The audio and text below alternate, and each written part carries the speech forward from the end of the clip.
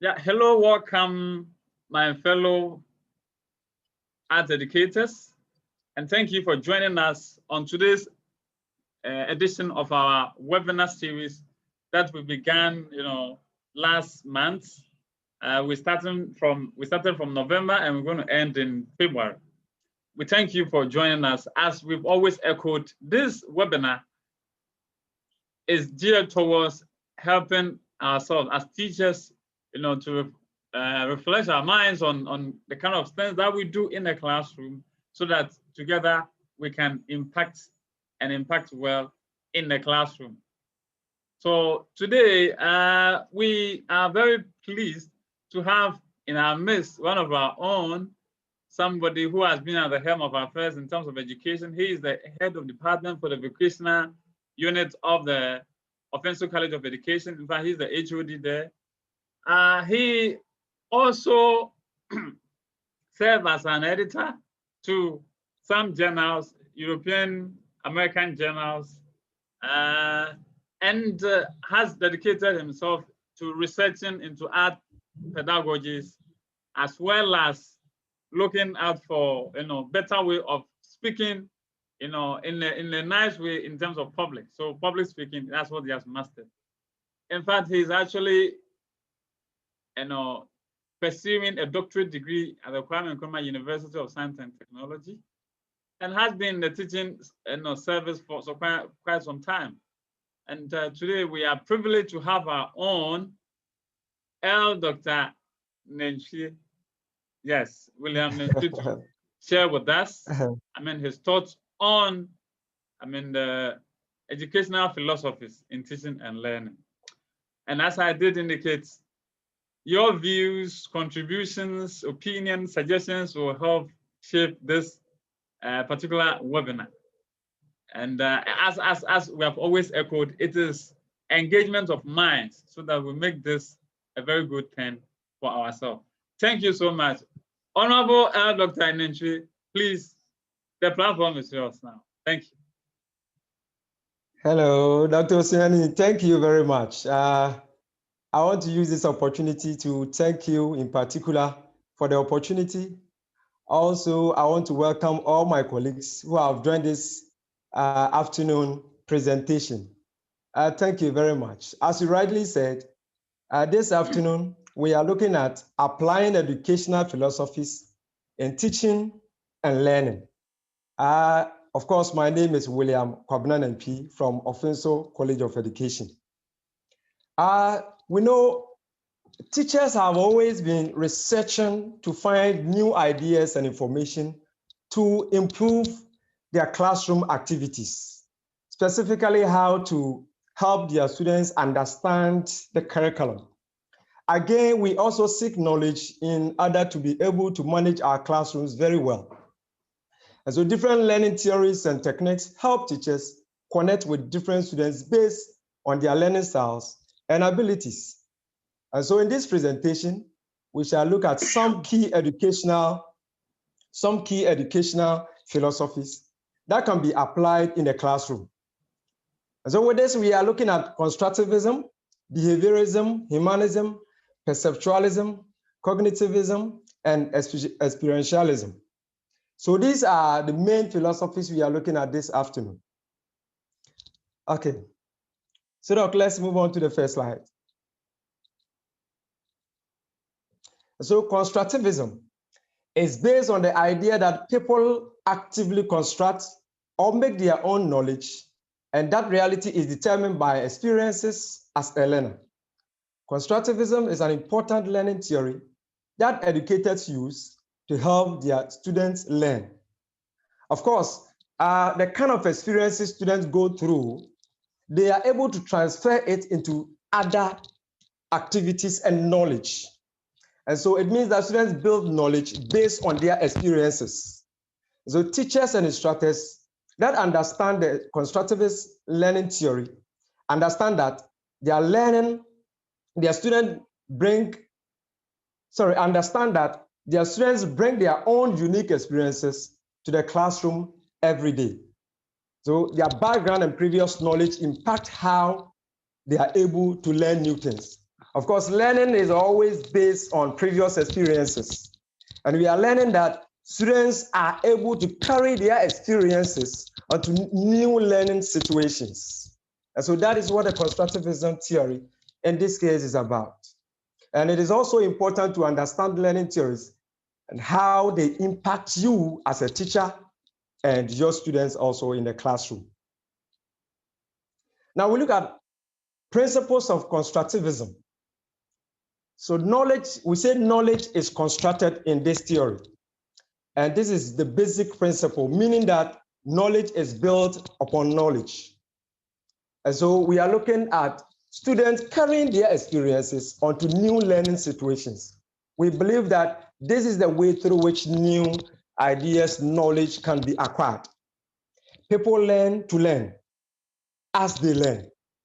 For example, if a student is writing a paper about art history or history of art, they are also learning the principles of grammar and writing as well. And so basically, when we say students are able to build knowledge based on their experiences, we learn that students can carry their experiences onto new learning situations. So learning is an active process. Learning involves sensory input to construct meaning. The learner needs to needs to do something in order to learn. So in this case, the learner should not be passive. One of the principles of constructivism theory is that students must always be engaged in practical activities. In this case, they must not be passive. Learning takes place in constructivism theory when learners engage in activities, when they are made to do something in the classroom. Again, we say learning is a social activity. In this case, what we say is that students are able to acquire knowledge through interactions with their peers, their family members, and all the people around them, basically their environment. And we also say that learning is contextual. We learn in ways connected to things we already know, what we believe, and what we are interested in.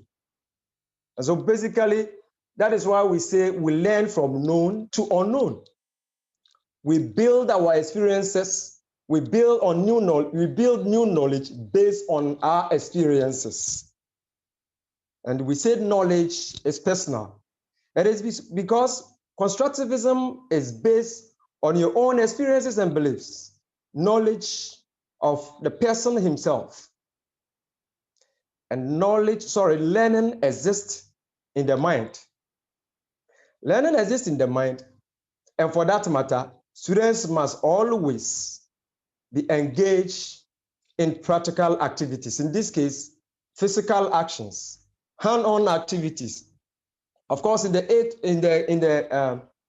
field of art education, we must always make sure that we engage our students in a lot of practical activities so that they can easily build upon the previous experiences they have. We learn that knowledge acquisition is based on the interaction with materials. And so teachers must make sure to design learning activities that will engage their students.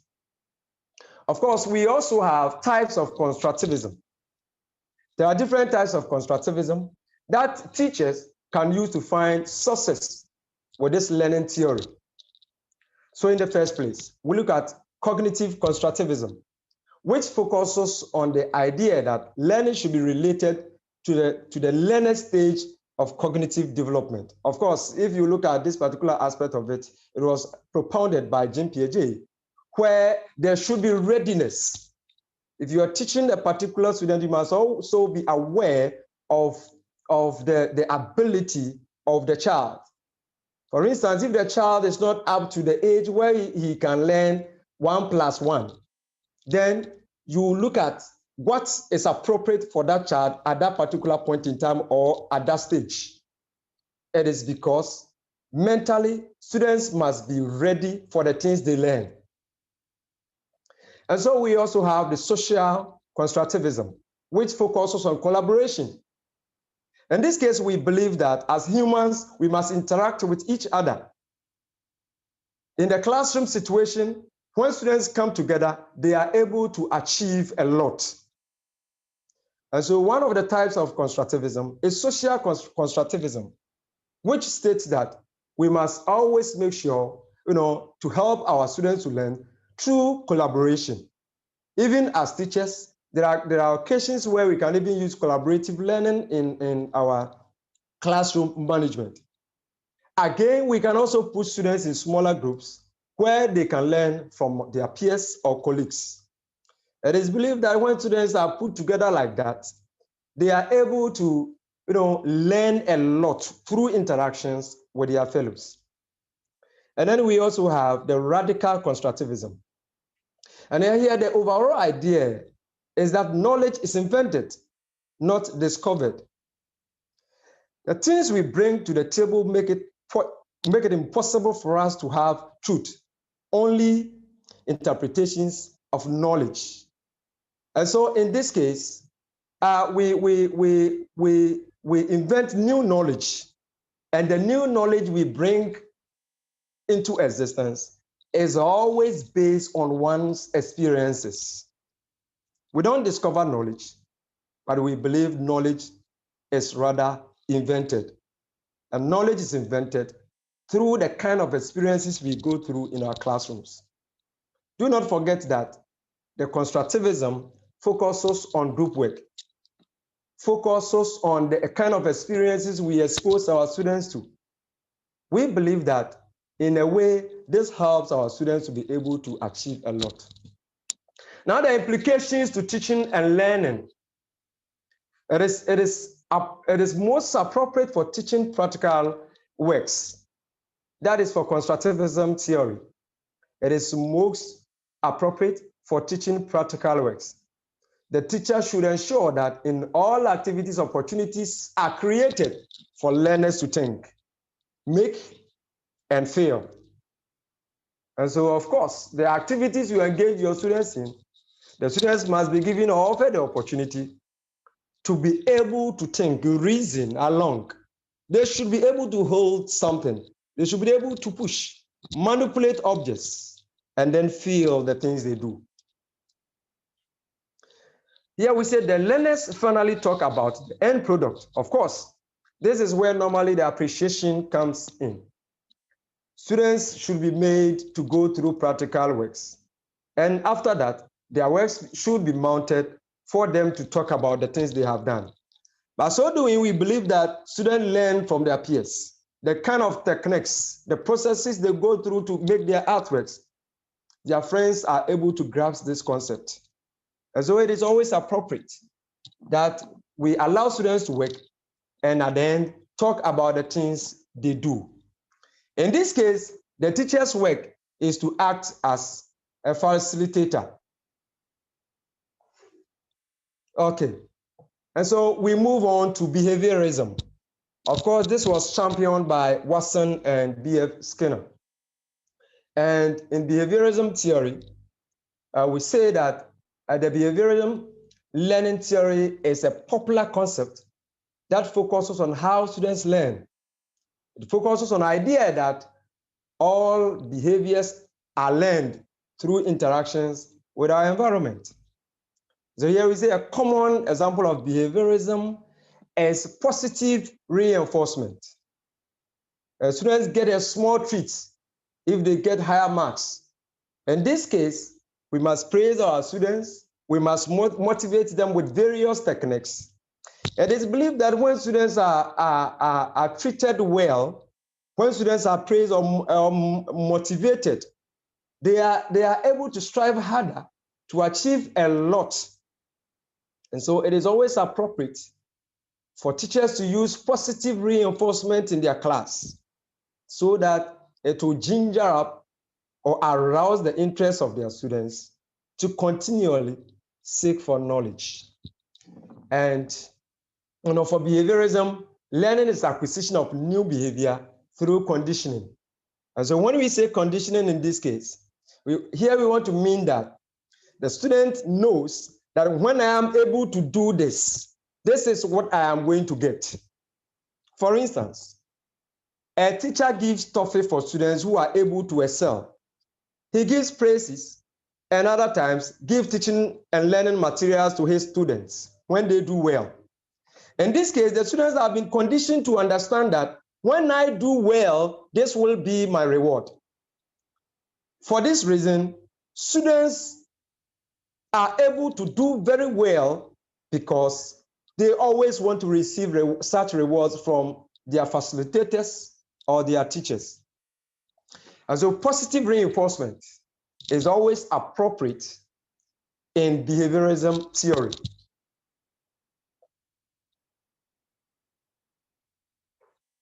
And so we look at teaching strategies in the behaviorism theory. Now, teachers can implement behavioral learning strategies in their classroom in many ways. And they include drills. Teachers, have to practice skills using drill patterns to help their students. Again, question and answers. Of course, we have learned that one form of lecture is lecture question. Lecture question is one form of lecture or a type of lecture where teachers give opportunities to students to ask questions at any point in time when they are lecturing. In the same way, students are also given opportunity to ask questions about the things they do not understand. And so questioning is very much important in behaviorism theory. And it is a teaching strategy that can always be adopted by teachers. The use of question and answers. Again, guided practice. Teachers can be directly involved in helping students go through problems, to give them reinforcement, and then behavior demonstration you want them to follow. Basically, what we want to say is that the teacher himself must conduct himself very well so that the students will also emulate. Students pick your behavior as a facilitator or as a teacher. And for that matter, you must give room for this kind of positive reinforcement where your behavior will be learned by the students or learners. And a regular review. Reviews are important to behavioral learning theory. That is, going back over the materials you have already delivered. That is a kind of positive reinforcement. We give the students opportunity to relearn. Even if they have forgotten, you offer them the opportunity to go back to reread the things they have done, in days past. And then, as I explained, positive reinforcement. What do you say to your students when they do well? Praises. Institute reward systems. Give them some privileges. People of the day, student of the day, student of the week. This kind of motivation systems must be instituted so that we are able to make our classrooms lively. And so for behaviorism theory, critics has it that the theory doesn't encompass enough of human learning and behavior, and that it is not fully developed.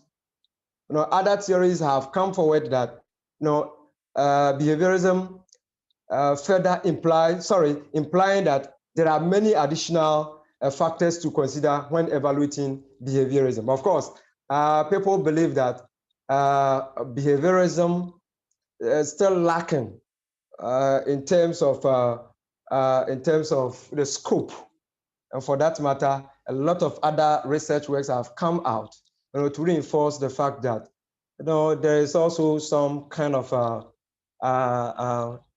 low keys, if I have to put it that way. So we move on also to humanism. What is humanism? And of course, humanism as a theory was championed by Abraham Maslow. Of course, he developed a theory of human needs. Carl Rogers and James F.T. Bogentel in the early 1900s.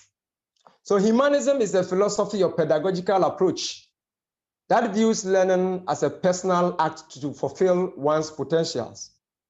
Humanism focuses on the human freedom, dignity, and potentials. In humanism, learning is student-centered and personalized. So the teacher's role in humanism is that he serves as a facilitator. The affective and cognitive needs are key in humanism theory.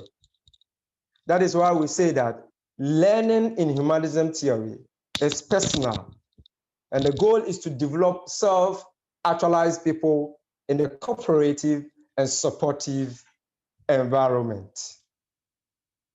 Now, can we move on? Okay, so principles of humanistic learning theory. There are several important principles in learning in the humanistic learning theory that all lead to self-actualization. First is the student's choice. Choice is central to humanistic learning theory because we are learning that for humanism theory, learning is personalized. So humanism learning is student-centered. Most of the activities you undertake with your students, if you are going by the humanism theory, then you should rather be making use of learner-centered or student-centered approaches. Students are encouraged to focus on specific subject areas they are interested in. They spend time on the things they want to do. And it is the teacher's responsibility to make sure that you create a congenial atmosphere. You make sure the environment is safe for your students to learn. And so creating a congenial atmosphere where learning can take place becomes the responsibility or the role of the facilitator or the teacher. The importance of self-evaluation for most humanistic teachers, grades don't really matter. Now, when you go through the behaviorism theory, grade matters. Giving your students grade in order to motivate them is important in behaviorism theory.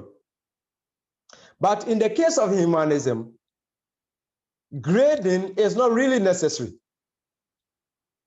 No, it's about giving the students opportunity to explore and do things on their own.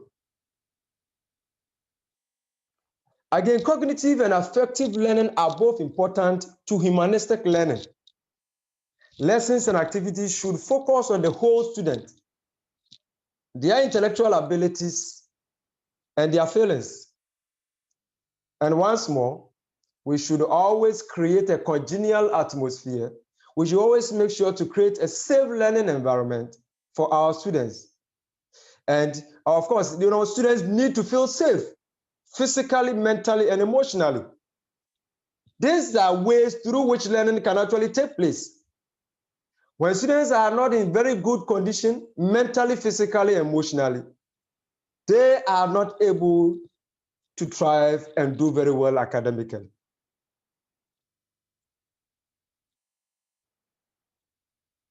So the overall role of the teacher is to be a facilitator and a role model, not necessarily, the one doing everything for the students.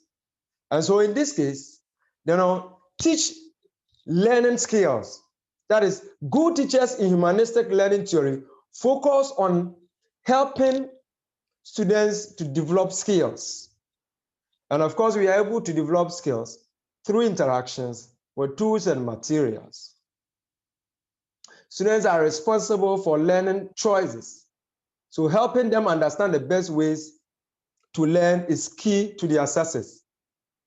This tells you that the teacher or the facilitator serve also as a guide. You guide them to learn. By so doing, it is the teacher's or the facilitator's responsibility to provide them with the necessary tools and materials.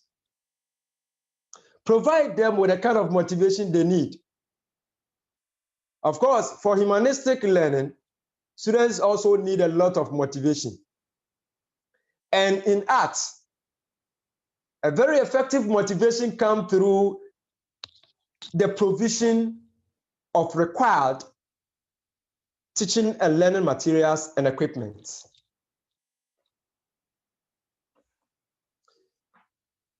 So, as I indicated, we create opportunities for students to work in groups. Allow students to get together. Let them share ideas. Let them explore, observe, and in some occasions, do self-evaluations. Of course, let us allow our students to be able to evaluate themselves.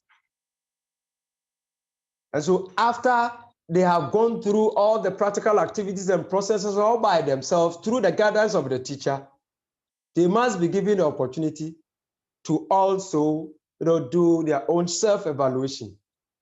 They can also do this better as they interact with other students at the same time in their classrooms. And so always let us give opportunity to our students to interact with their friends so they can learn. And so the teachers can also help students set learning goals. Of course, we should be serving as facilitators, as guide to our learners. And so we must help them to define goals. Of course, we have to define the objectives, lesson indicators, so that they'll be guided through the things they learn. And of course, we must always engage them in exciting and engaging learning opportunities. We should always be giving them tasks that are interesting. And so students will be excited about learning as well as acquiring new learning experiences. I've always indicated that teachers must always create a safe learning environment. The point is that creating safe learning environment is always important for almost all the learning theories you go through. It is because physically, emotionally, our students must feel safe so that they can bring their interest and happiness, their excitement into learning. So best practices from humanistic theory to bring to your classroom. When considering, their own teaching practice, teachers can work to incorporate humanistic theory into their classroom by making time to collaborate with other educators, with other teachers. In my earlier explanation, I indicated that there are occasions where we need to do collaborative learning. We also have to do co-planning of our lessons. When you're planning your lesson, a lot of things go into planning of a lesson. Sometimes we even spend more time than planning of a lesson than even teaching. And for that matter, when we are planning our lessons, we should always collaborate with our co-educators or our co-teachers. And when necessary, do co-teaching with them. And we must always evaluate students' needs and wants regularly. What do our students need? What do they want? Of course, if we stay careless of what our students need, then we will not help them to learn. Do they have the necessary tools and materials? Are they in the right frame of minds to learn? And so at some point in time, we must connect with their parents, to be able to help them acquire the things they need before learning takes place. But so doing, we are able to help them to acquire new knowledge based on the experiences they have. So preparing to try new things with students regularly is also important. The teachers must always try to do new things with their students. And so we move on to perceptualism. Perceptualism, basically perceptual approaches. In this approach, learners are made to apply all their human senses. Teachers also make sure that they give opportunities for students to also apply their various sense organs in the things they learn. And so perceptualism, we say, is the use of sense organs in seeing, of course, the eye, hearing the ear, tasting with the tongue, smelling with the nose, touching with the hand or the skin, and then moving things around with our kinesthetic sense. It is always important that we give students opportunity to use their senses in the classroom. It is ideal with a study of immediate, experiences of the living organism. These experiences include identifying objects, discriminating, reorganizing, and judging the objects by means of information we get from them. Of course, if you talk about colors or you teach about colors in the arts education class, make colors available. Let them see to be able to differentiate between the things they see. Give them the opportunity, to discriminate, reorganize, and identify things in the environment as well. This tells us that learning can also take place outside the classroom, not necessarily the classroom all the time. So the learners are guided to explore the environment. And how do they explore the environment? It is by seeing, by hearing, smelling, tasting, touching, and then lifting things up. In the case of sculpture, ceramics, students must be given the opportunity to be seeing, be lifting things, be touching, moving them around. This is how students are able to understand the things they learn. This is how learning actually comes about. This is how they build upon their knowledge. And so this approach requires a process of organization, which leads to awareness and understanding. So appropriate techniques. How are you able to use perceptualism in your class? Techniques. The learner is guided to explore the environment. And once they explore the environment, I have indicated that they see things, they smell, they hear, they taste, they touch, and they learn from the things they see, they hear, or they taste. And I have indicated that anytime they do this, anytime they apply their senses, they understand the environment through the environment where they find themselves. And so perceiving with the senses, as you already know, the eye is to see colors, sizes, proportion, movement. The ear hears sound, rhythm, a sound that is far away, a sound that is closer, a sound that is natural, a sound that is artificial. They are all determined through the use of our hearing. Basically, if you are in a creative art class, remember to teach the performing art as well. And in the case of the performing art, teachers are expected, to allow students to use their ears also, because we use our ears only to determine sound that are far away, sound that are closer to us, sound that are natural, and sound that are artificial, rhythm. So the nose is to smell sweetness, pungent scent, body odor.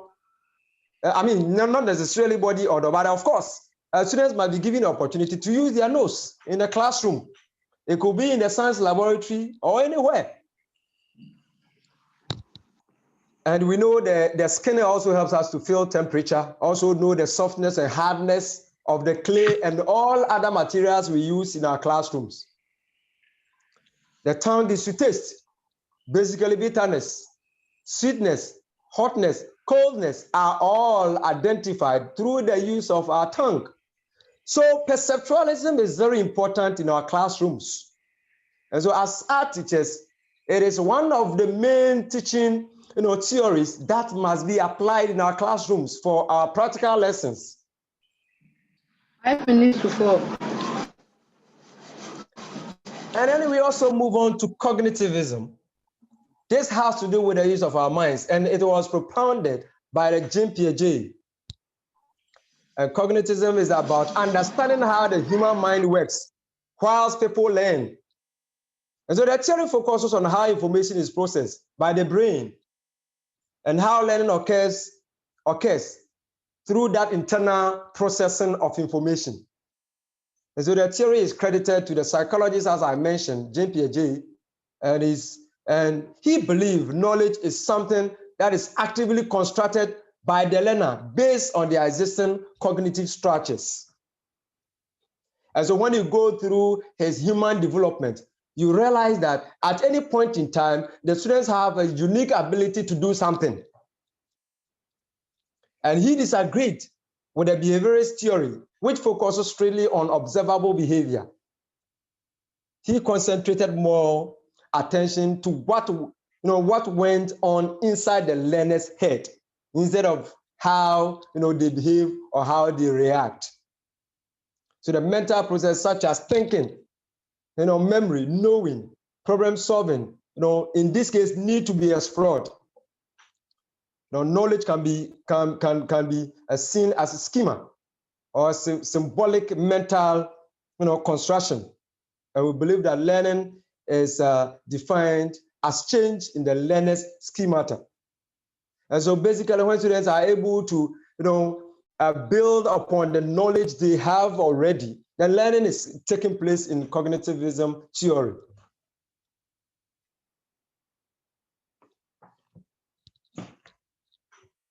Now move on to the next slide for me. So examples of cognitive learning strategies. This is important because we need to be able to apply the cognitivism theory in our classrooms. How do we do it? Asking students, to reflect on their experiences, what they know already, what they have encountered through their past previous activities. Helping students find new solutions to problems. Encouraging discussions about what is being taught. Here, it tells us that the use of discussion as a method of teaching should be applied in our class. Helping students explore and understand how ideas are connected. Transferring knowledge to new situations are key. Asking students to justify and explain their thinking. Opportunity must always be given students to explain and share their opinions in class. And using visualization to improve students' understanding and recall.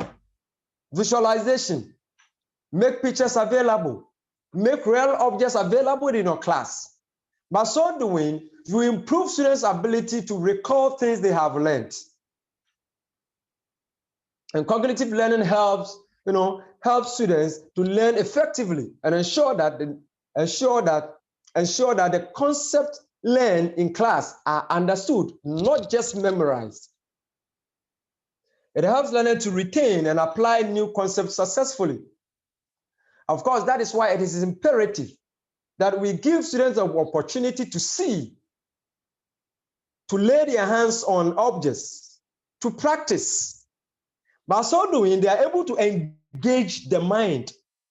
This is how they build on their ability to recall situations.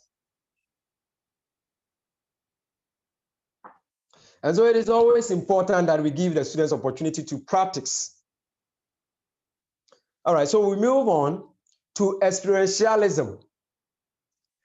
Experientialism is also one of the key methods in the case of art education. It is one of the theories that art teachers must always adopt in their classrooms. And this was actually propounded by David Kolb, 1884.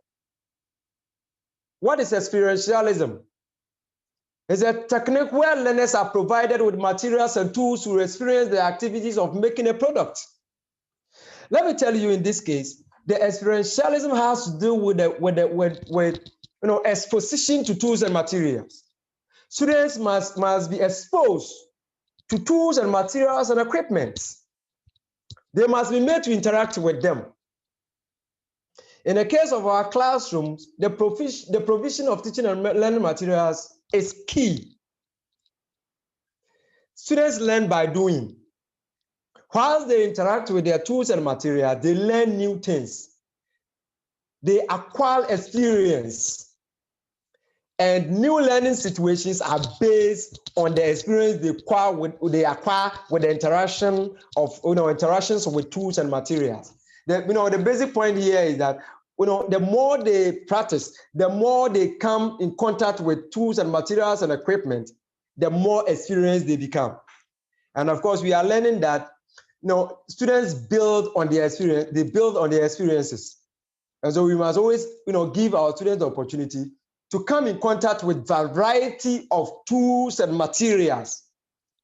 An art teacher who do not use variety of tools and materials do not have effective lesson. So experiential method of teaching is always important. Let us always make sure, we go through the following stages in our classrooms. Now, the concrete learning is when the learner, and so we have about 4 stages here. The first one is the concrete learning, and it is when a learner gets a new experience. And don't forget that new experience, comes with the interaction with the necessary tools and materials and equipment. Again, number 2, reflective observation, and this comes next, where the learner reflects on their experiences personally. That is, the students are given the opportunity to reflect on the things they have, to reflect on the experiences they have acquired already. And then the third stage here is abstract conceptualization, which happens as the learner forms new ideas or adjusts their thinking based on the experiences and their reflection about it. And then the fourth one, the active orientation, is where the learner applies the new ideas to new learning situations, or to apply it in the world around them. So these are basically the 4 stages involved in the experiential learning theories. And then we also have the 4 learning styles. The 4 learning styles that educators or teachers, facilitators must always be looking out for are the divergent, the assimilating, the convergent, and then the accommodating. Now, the first one, divergent. They want to watch instead of to do. Of course, there are students who always want to watch. They learn through the things they see. And that is how learning actually comes back. There are students in your class who will learn through the things they see. Then we also have the assimilating. The learning style involves the learners getting the clear information. There are some of them who also learn through the things they hear. They get the information, they are able to assimilate, and they recall later. And we also have the convergent. So convergent learners solve problems. They apply the experiences and all the practical activities they have gone through to create new things, to solve problems. And then the other learning style are the accommodating ones. In this, learners prefer practicality. They enjoy new challenges. They always want to solve new problems by engaging themselves in practical activities. And so we must always be able to determine which category or which learning style our students fall in. It is very important. And then let us also look at some learning examples. If you're applying experientialism in your class, then let us look at some few examples we can actually use. So there are many ways that experiential learning is used in our everyday lessons.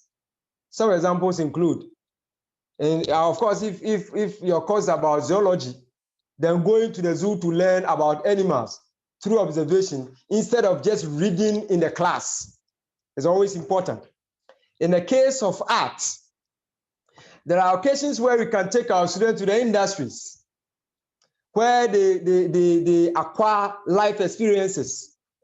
They come face to face with real life situations when students are taken on a trip. And so growing a garden to learn about photosynthesis in the case of agriculture. Of course, if you are an agric teacher, we are all art students here, but of course, if you are handling our students, because we handle different students who are into various courses, then of course we know agric teachers can also grow a garden, so as to be able to expose their students to farming activities. It should not be just watching movies and just reading books. Again, a classroom full of learning materials and equipment for experiential, learning or teaching. The provision of teaching and learning materials and equipment are key. Students must always get an opportunity to interact with materials so that they build on their new experiences to acquire more knowledge.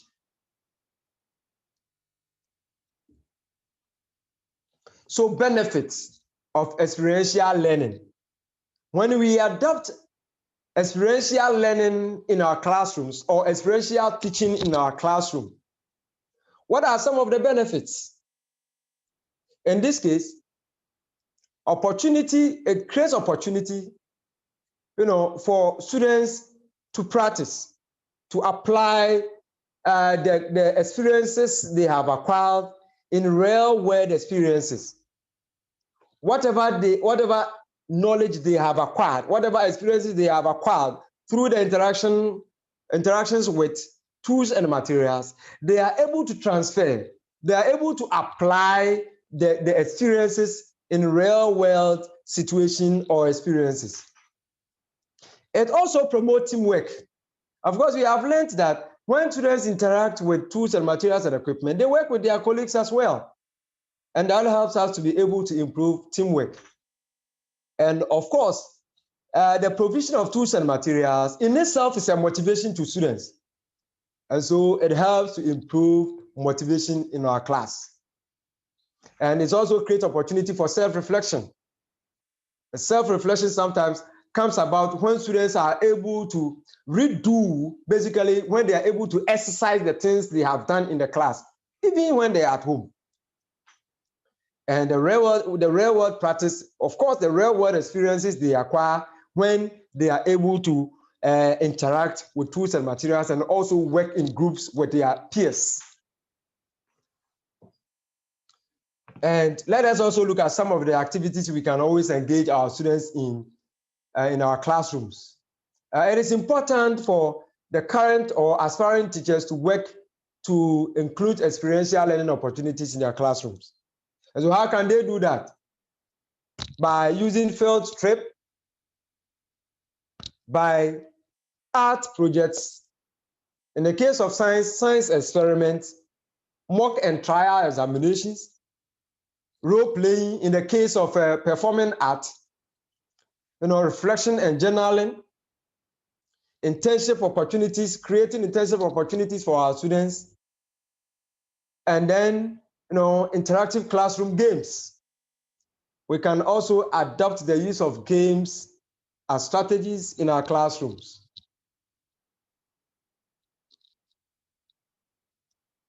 And so thank you very much. These are the teaching philosophies that we have gone through. At this point, I will allow all participants to also come in to share their opinions on this presentation. I thank you very much. God bless us all.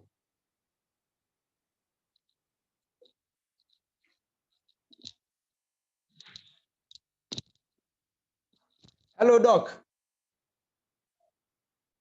Hello. Doc, Hello. I'm here. Yeah, thank you very much. And as you rightly mentioned, we are inviting comment, suggestion, opinion as we engage in big discussion of the presentation so far. So, honorable members, please unmute yourself and then share your rich experiences with us about this. In fact, I'm highly enthused about what is happening, what we're doing so far, not because I am at the leadership position, but it's an opportunity for all of us to share knowledge and to learn. And I'm excited about it. I'm trying to do some connection here. He has spoken about some teaching philosophies. He hinted some of them. And so your views are welcome. Your comments, your suggestions, we're looking forward to them, please.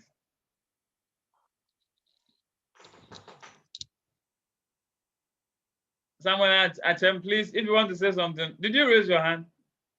I saw you raising your hand. Okay. Dr. Amani. Sir, I just joined you. Oh, okay. I was having some Dr. difficulty. I Enoch just joined you. Okay, okay. Dr. Enoch Amani, can you hear us? Hello, Dr. Enoch Amani, can you hear us? Okay. With me, there's a noise at the background, so please, the person can mute himself. No, he has taken us through teaching philosophies. Mr. Facilitator, just give us just a summary of what we have done so far so that we invite their comments. All right, thank you very much. Doc, as educators, it is always imperative we are able to find out which theory or philosophy works well with our students. We should be able to determine what goes into a particular philosophy. Of course, every philosophy you use has an impact on your students, on yourself. To some extent, it determines the success of your lesson. For you to be able to achieve the target, or in this case, the lesson indicators, the philosophy you adopt, basically the kind of teaching strategies you go with, play a very key role in ensuring successful delivery of your lessons. And so it is always important that as educators, we get ourselves familiar with the various teaching philosophies so that we look out for what is most appropriate for us, for the kind of even the institution we work in, and our students as well. Okay. And it is also important, Doc, let me add, that it is also important that as teachers, we must also try to develop our own teaching philosophies. And our teaching philosophies can be based on any of these existing philosophies or theories. Thank you very much. Thank you. So, honourable members, please, your views are welcome.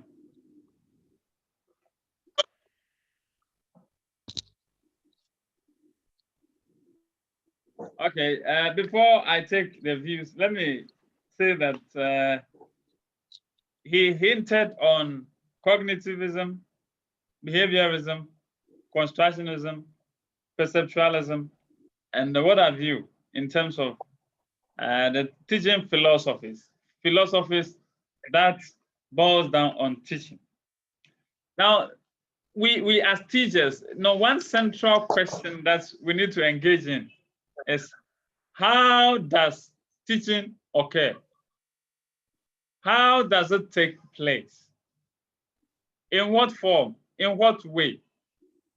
So our key understanding of how teaching occurs in the class is very crucial to the methods and strategies we use in impacting to learners.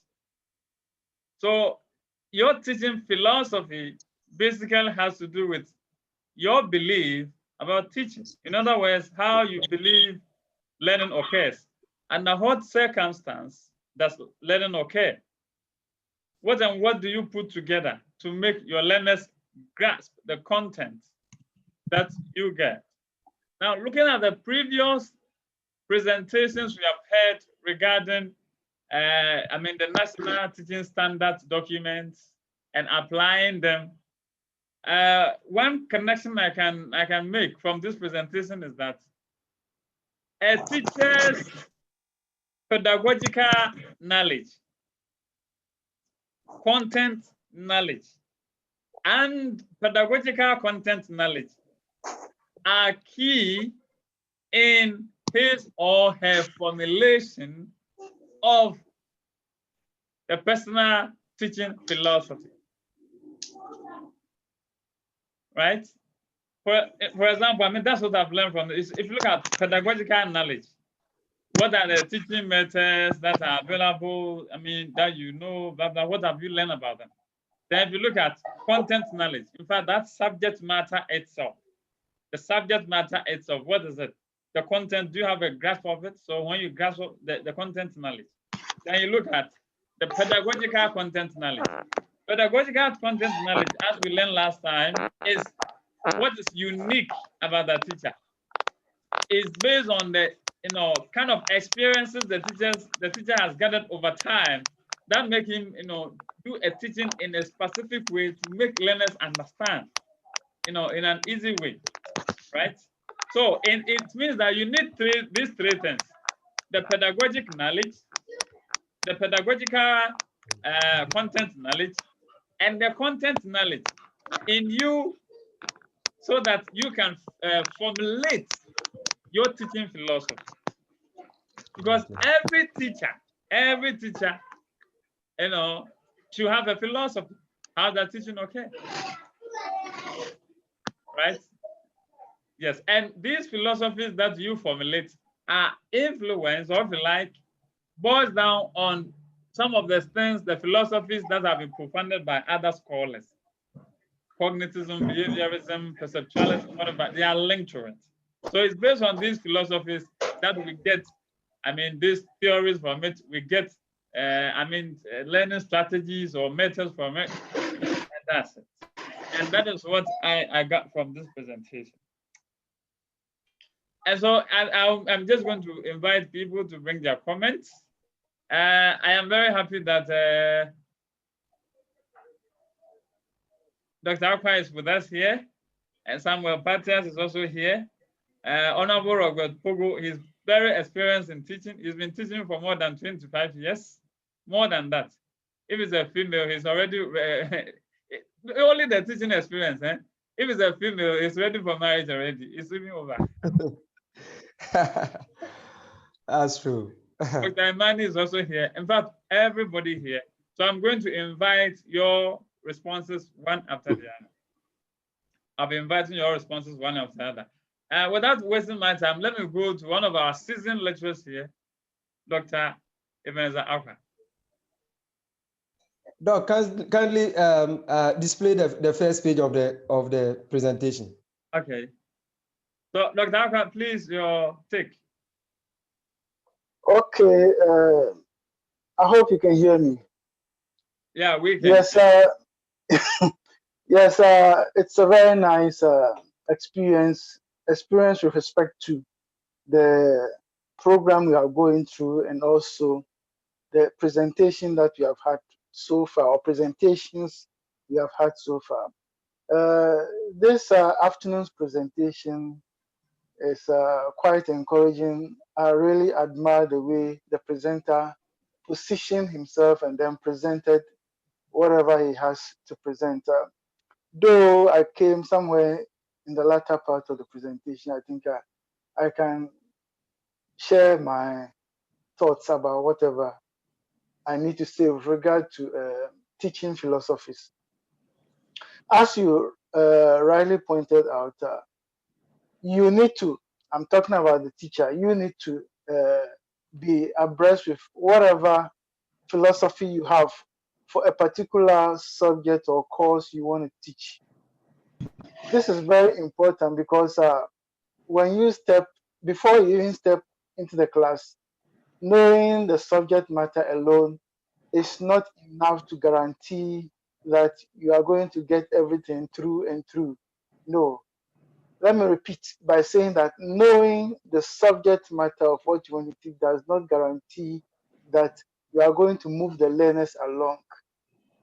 So we should be mindful of the fact that before you go to the classroom, fine, knowing your subject matter is important, but must also have a philosophy that will guide you to teach whatever you want to teach.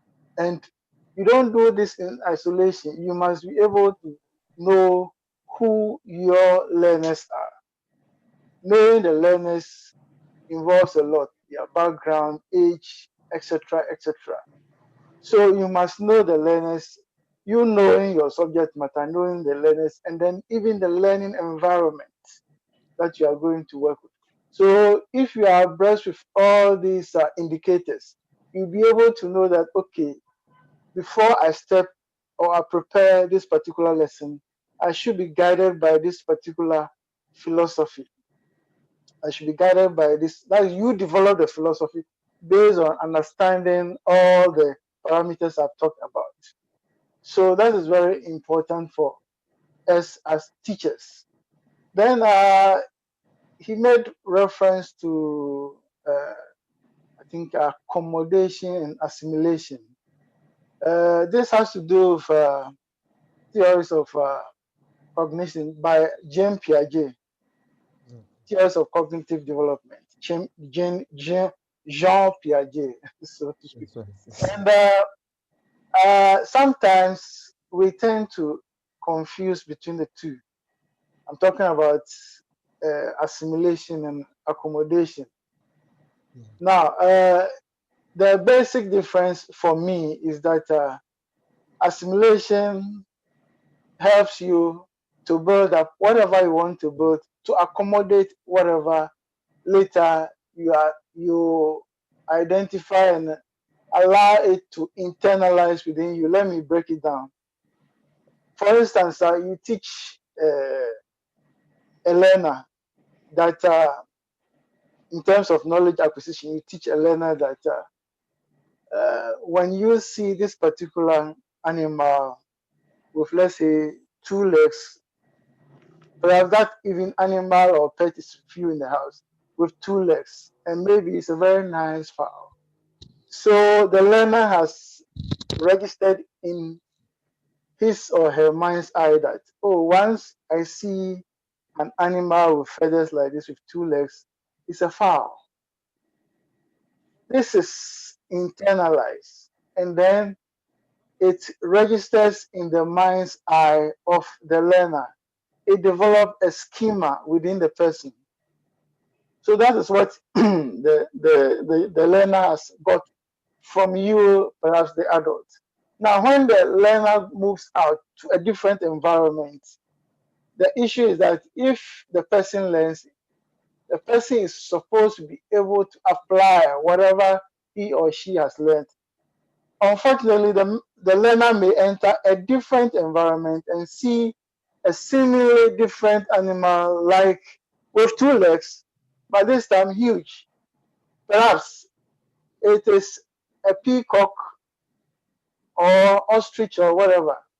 And the learner may say that this is a fowl and argue seriously about it, because that is already prepared knowledge within the mind's eye. But it is up to you, the teacher, to be able to explain to the learner that, yes, we have a fowl with 2 legs, but this time, this particular fowl animal has got different features. It is huge, it is this and that and that. So this one is not a fowl, but rather is an ostrich or a peacock. You explain it further to the person, and once the person is able to understand whatever you are saying in terms of knowledge acquisition, the person develops new ideas, which is going to reshape the old idea, the schema the person has about what a fowl is. So in this particular instance, we say that accommodation takes place. The learner then accommodates the new experience that he has got from the teacher, new learning experience based on the previous experience he has gone through with maybe the parents at home. So let's get the difference between the two, accommodation and assimilation. So assimilation comes then as a build-up process to reshape whatever has been imprinted in your mind's eye. You then try to accommodate whatever goes on in the new learning experience. So that is what I can say with regard to accommodation and assimilation. Okay. So please, let's take note of this. I'm not sure whether others have got divergent views about this particular difference, but that's what I know in terms of theories of cognitive development by Jean Piaget. Okay. Then he also talks about constructivism. Okay. Others have spoken extensively about this particular theory. Yes, we know Vygotsky is a proponent of this particular theory.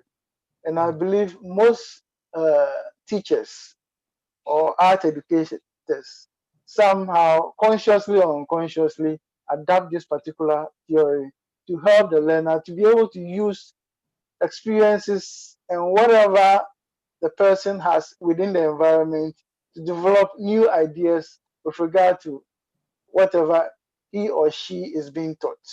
You make meaning from what you already know and what is within your environment to develop new ideas about what you are learning. Yes. And that is very, very good. I'm referring to constructivism.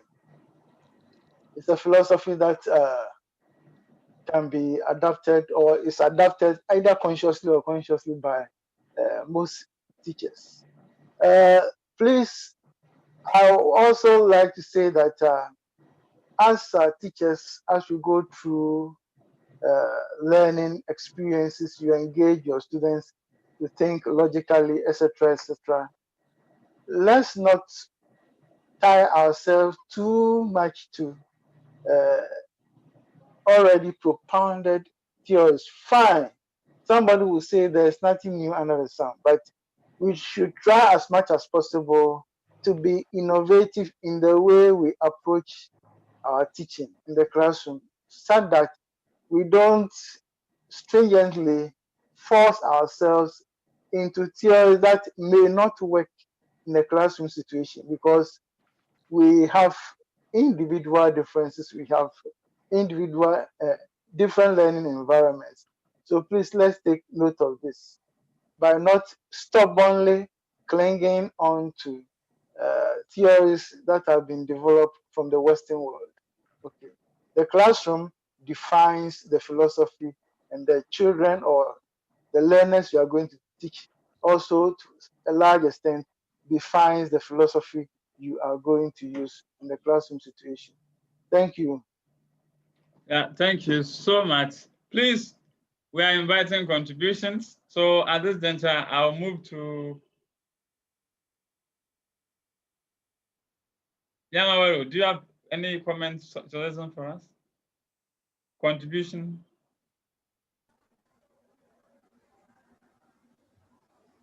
Hello, thank you, Doc.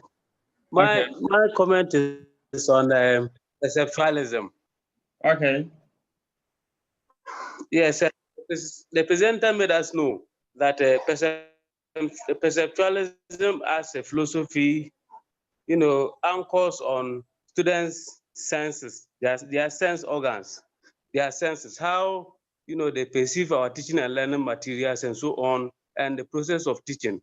Now, I would have wished that emphasis is placed on the nature of our teaching and learning materials. Some of them are hazardous. So if you are using this philosophy, it means that the teacher has to adopt some precautionary measures in order to ensure the safety of learners. Thank you. Okay, thank you. Thank you. We're going to Enoch Mani. Dr. Mani, can you hear us now? Okay, let's move. Dr. Mani, can you hear us now? Hello, I can hear you. Yes, I can. I can hear you. Yeah, we're waiting for your contribution, opinion, suggestions, if any. Thank you, Doc. I do appreciate the presentation. My comment is on the application of the constructivist theory in teaching and learning. I do appreciate the fact that the emphasis is on doing. I would like to make an input that those of us who would want to use this approach to teaching should consider our environment in respect to the acquisition of tools and materials for demonstration. I believe that before the students or our learners are able to put into practice what they learn, they must have observed the teacher do something. So in an area or in an environment where I am, for example, in Tumu, near Burkina Faso, really challenging to have access to appropriate teaching tools and materials as may pertain to schools in the cities. And so I would encourage that teachers in an environment where I find myself would have to do more in terms of research to identify tools and materials, like my earlier contributor said, be able to identify certain tools and materials from within the locality, the environment that the learners can utilize to gain that experiential learning. And then also, my study actually for the PhD was in the area of an interdisciplinary approach. And so I've since been looking at going beyond the arts in a comfort zone. So in applying the constructivist theory, I would suggest that as art teachers, we should try to help or guide the learners to look or think outside the box a little. If, for example, a concept is being taught on elements of design in terms of lines and texture, then maybe we can look at these concepts in terms of learning domains as far as art is concerned, and then maybe project the ideas a little bit into social studies, perhaps into the sciences, and see how these ideas can also be applied in practical terms. We find ourselves in a world where people seem to question the relevance of the subjects as far as the art is concerned. And we also have a duty to challenge other disciplines, but art indeed cuts across all subject areas, as we already know. And it is the constructivist approach to learning that would give us that room to be able to draw the learner's attention to some of the concepts in art that also apply in other science subject areas in the social sciences. This is the contribution I would like to make so that we try to broaden up a little bit to make an impact beyond our subject domain. Thank you very much. Thank you so much, Dr. Mani, for your contribution. We move to William Nenchi for some suggesting comments. All right, Doc. And what I want to say is in relation to what Dr. Aqua said, and I think it's very important that I reiterate that teachers should not be taking the philosophies as some biblical quotations, something that you must not work without. What I think we should be doing as teachers is that we can go back, look at these philosophies, which one works better for us and our schools and learners, and then modify it to fit into our modern situation, to fit into the modern practices of education. It is because some of these theories were propounded in the 18th, as 1884. And so if you look at the theory that was propounded in 1884 and 1900, then you know that, I mean, human life especially have completely changed. And so we cannot do things in the same way. However, teachers must go back to these philosophies, look at what they mean, how they can be applied, and then modify it to suit, just as I said, modern situations.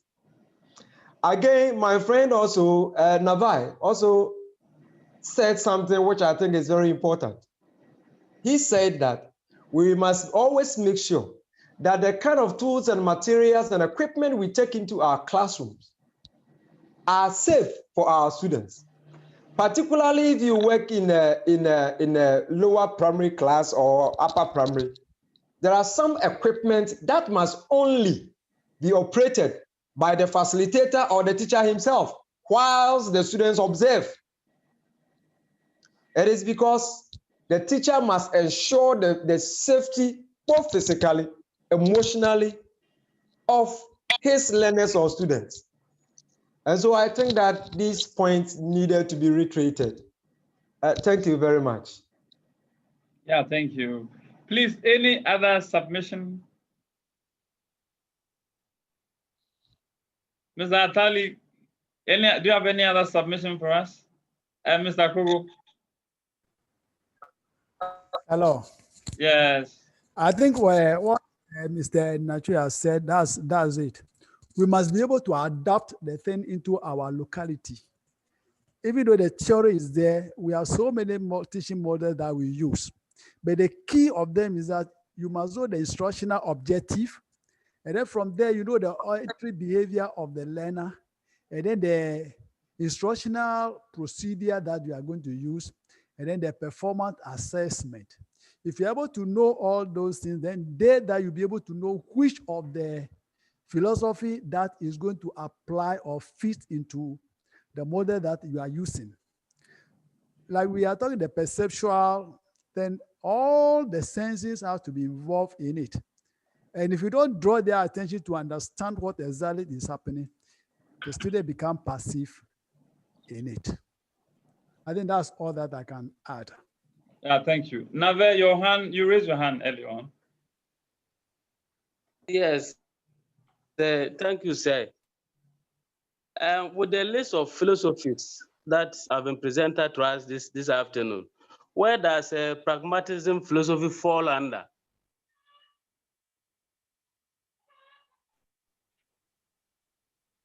Let me add that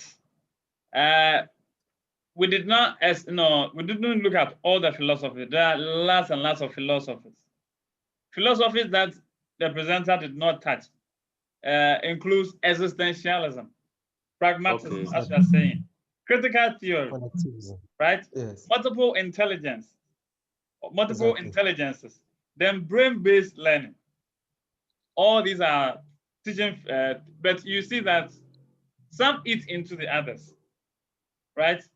If you look at where the learner must engage in practical activities, yes, and that is where pragmatism fits into, right? But you see it in a particular, maybe behaviorism or constructivism, right? So all these philosophers, what happened is that they look at a particular philosophy that has come, and they look at a critique, they do a critique of it, and then based upon that, they develop other philosophies or whatever. And so I would say that if you look at constructivism, right? You know, students should construct their own knowledge, have their own experiences, whatever. To some extent, there's pragmatism in it. And pragmatism takes a practical approach, doing the do, right? Of it. And so that's it. So by extension, there's some amount of pragmatism in constructivism, my view. That's right. That's my view, sir. Hello, Nave. Hello. I think it's not hearing us. Let's go to Mr. Kogo. Can you hear us? Mr. Robert Kogo, can you hear us, please? Yes, I can hear you. Yeah, we're waiting for your more than 25 years of experiences in the classroom, your view on the philosophies of teaching presented this afternoon. I think much has been said, and what I'll add is that, like earlier contributors said, the situation in which we are teaching should be a guiding principle to us in terms of selecting the philosophy that we want to use. And then the situation will also guide us to know the sort of materials to use and then the teaching philosophy and methodology to use appropriately. So I think that is all I can add. Oh, okay, thank you. Please, any other? Any other? Well, in the absence of submission, let me ask this question, and this question goes to all the participants, all of us here. You see, we have learned from this presentation that the content knowledge, the pedagogic knowledge, and the pedagogical content knowledge contribute to a teacher having his philosophy. So it means that as a teacher, you enter the class with your philosophy. Your philosophy is basically how teaching occurs. So you enter the class with a view that, yes, this is how teaching occurs. And based on that, this is my approach to teaching. So in this case, I want to find out, does the philosophy of a teacher influences the methodological choices? Let me take it again.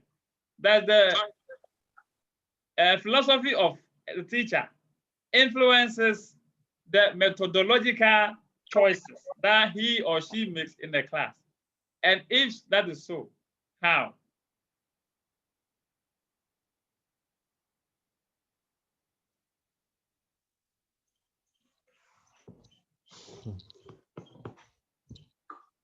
Is my question clear or is it too complex? Your question is clear, Doc. Okay, so I would like to get answers from all the participants here, so that we all share our views and we move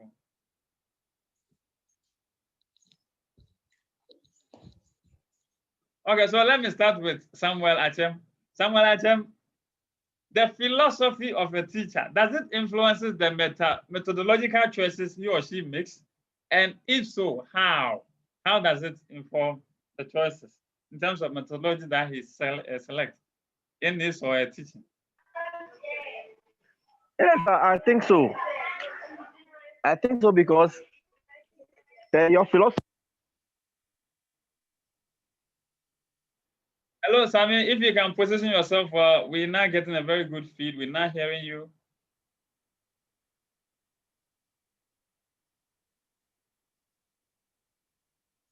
Hello, Sammy, we're not hearing you, so please reconnect. As we wait to get the good feed from Sammy, we're going to Jerry James Nwako. James, can you tell us, can you give us a response to the question? Hello, James. Yes, Doc. Yes. We want to find out from you your view on this question, whether the philosophy of a teacher influences his or her methodological choices in the class, and if yes, how?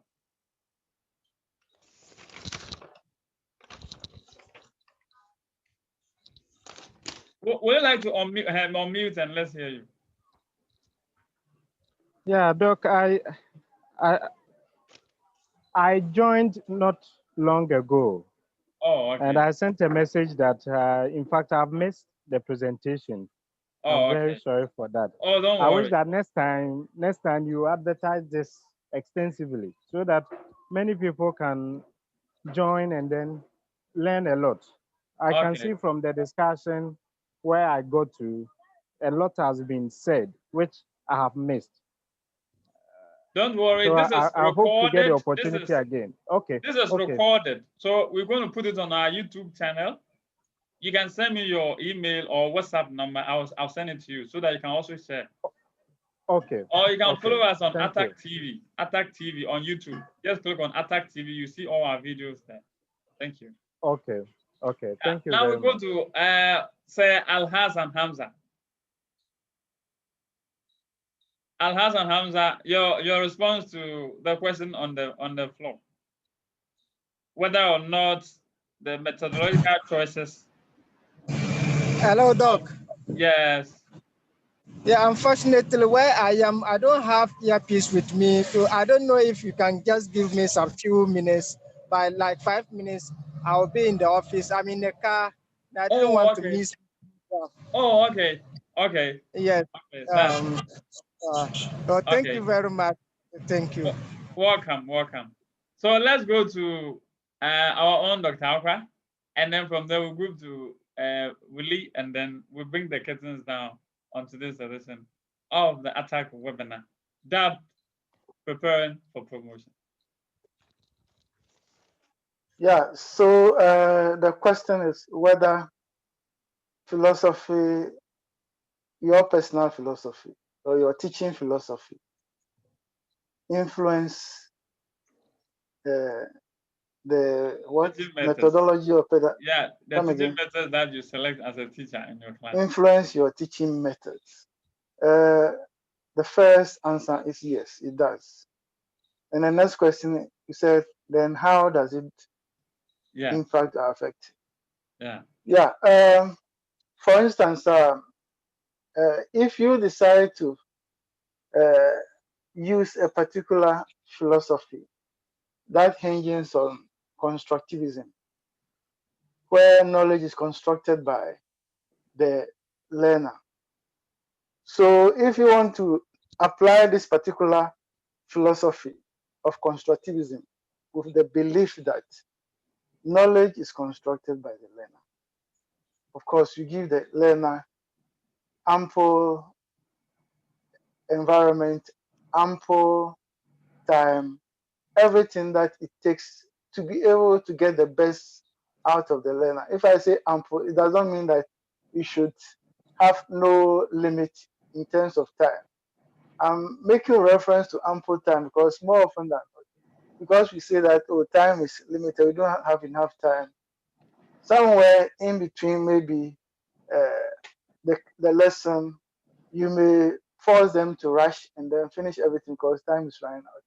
I want us to, at this point, allow students to take the time that they need, though we're also working with time. They need time to finish their project. If you cannot finish it within a lesson, you provide them with another opportunity in terms of time to finish it up because you want the best of the best. Now, coming back to the methods you have to use, because you believe that the knowledge is going to be constructed by the learners, you make sure that you, as we already know, you use questioning to find out more about what they already know and what they don't know, to learn new things. Questioning is important. You also try as much as possible to adapt working in groups. And the number of people or pupils or learners or students in a group should not be too much. Otherwise, some may not work. Just a few are okay. 2, 3, 4, not exceeding 4, that's my take. It depends on the classroom situation and the number of students in the class. But if there are too many, so here I'm talking about sharing learning experiences within the group. Out of that, each person can develop or construct his or her own knowledge about whatever activity is going on. So one, you need to make sure that you have the learners to work in groups. Working in groups, they learn from each other.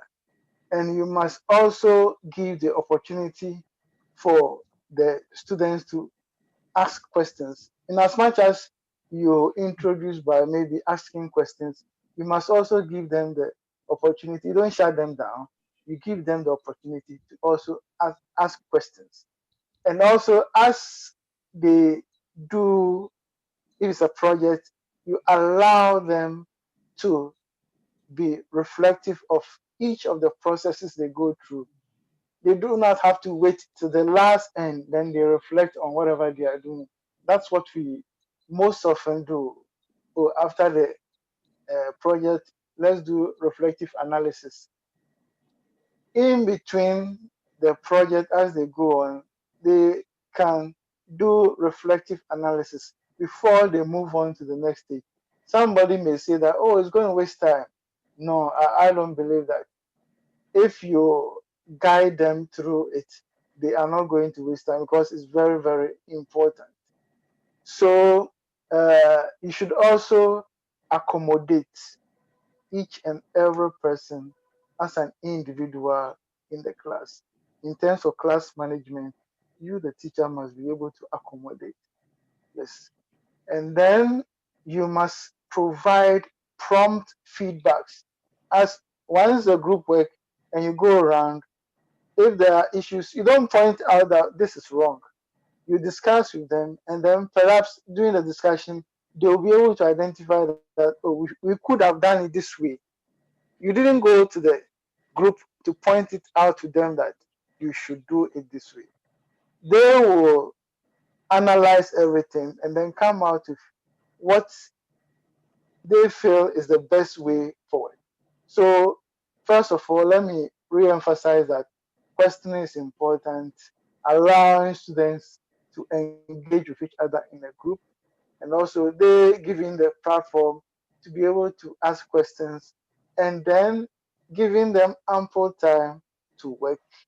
And I also believe that at least whatever they do, if there's something brief that they can write about, it's a project, they can write about the project themselves. It's all well and good, instead of just doing the project and leaving it there. So this is what I have to say about engaging students to work using the philosophy of constructivism to develop their own learning experiences and knowledge.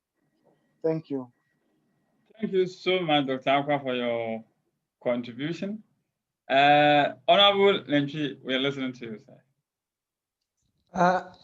Doc, to your question, yes, it does.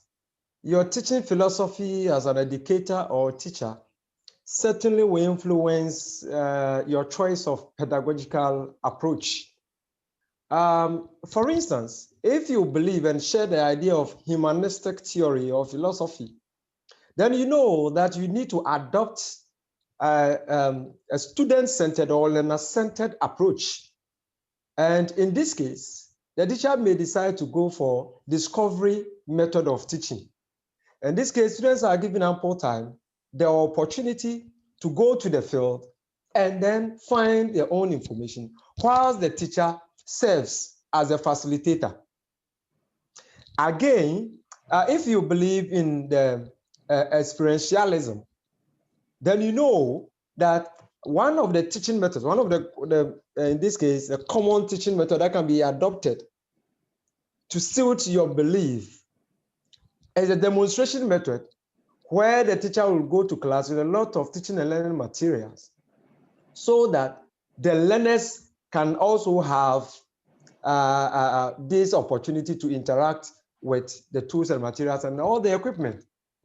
Of course, if you believe in experientialism and there are no teaching and learning materials in your class, then what is your belief in this philosophy? Your belief must relate to the practices. And so in this case, if you believe in a humanistic approach, then there should be student or learner-centered approach where the students are given ample time to do their self-learning. But of course, that should not be done without the guide of the teacher, who in this case serves as the facilitator. And so discovery method of teaching, in most cases, will be an ideal method of teaching for philosophies like the humanistic one. And again, if you believe in experientialism, then you should always be thinking of making tools and materials and equipment available in class so that the students can interact with all these materials and the tools we are talking about. Again, if you believe in perceptualism, then in the same manner, all these materials, the clay, the color, and all the other things you think will be ideal or suitable, appropriate for your lesson, they must be brought to the class. The teacher must demonstrate. Allow students to also interact with the materials after your demonstration. That is, look and also repeat what the teacher will do in the class in the process. And so for that matter, the teacher's philosophy will always influence his pedagogical approaches. Thank you very much, Doc. Yeah, thank you so much for your contribution. Please, any other submission from fellow participants? Okay. In the absence of further comment, suggestion, opinion from participants, I want to take this opportunity to say a big thank you to you all for coming. And as we did indicate, this is recorded. And once we put it on our platform, do well to share it to others, whether they are art teachers or not, share it with them. And when we send you the link for the webinar, share it with them, because knowledge is nothing when it is not shared. You have to share it so that together we can spread and make impact. Thank you once again. God willing, on a Tuesday, that is 5th of January, we're going to continue. But on the 7th, that is Thursday, because of the program that's going to happen nationally, we're not going to do that. So until we meet again, God willing, on Tuesday, it's bye for now. Bye-bye. Bye, Doc. Thank you. Thank you so much. Okay, thanks. Bye. Ms. Anenchi, thank All you. right, my brother. All right, you're welcome.